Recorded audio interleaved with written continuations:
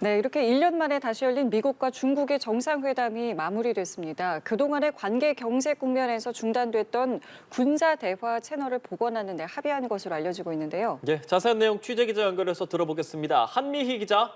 네, 6년 만에 미국을 찾은 시진핑 중국 국가주석과 조 바이든 미국 대통령은 오찬을 포함해 약 4시간에 걸쳐 회담을 가졌습니다. 바이든 대통령은 시 주석에게 양국의 군사 대화를 제도화해야 한다고 매우 분명하게 요청했으며 중국이 이에 합의했다고 로이터 통신이 보도했습니다.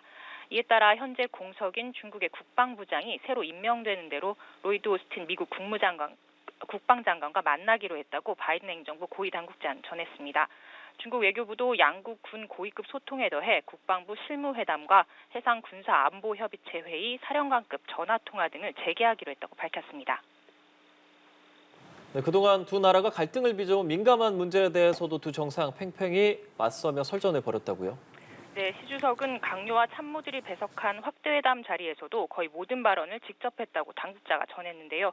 특히 대만 문제가 중미 관계에서 가장 중요하고 민감한 문제라며 미국이 대만 독립을 지지하지 않겠다는 입장을 구체적인 행동으로 구현해야 한다고 강조했다고 중국 외교부가 밝혔습니다. 시 주석은 수년 내 대만에 대한 군사 행동에 나설 계획은 없다면서 미국이 중국의 평화 통일을 지지해야 한다고 강조했는데요. 그러면서도 무력을 사용할 수 있는 조건을 언급한 것으로 알려졌습니다.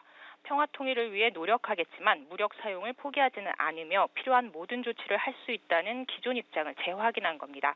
이에 바이든 대통령은 내년 1월 치러지는 대만의 선거 절차를 존중해달라고 요구했는데요.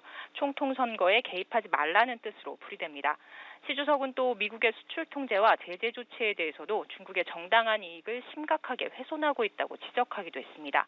바이든 대통령 역시 경제적 경쟁 회장이 공정하지 않다고 맞섰습니다. 중국의 지적 재산권 침해 문제가 투자를 저해하고 있다는 겁니다. 그러면서 미군에 맞서는 데 사용될 기술을 중국에 제공하지는 않을 것이라고 말했다고 당국자가 전했습니다. 지금까지 보도국에서 전해드렸습니다.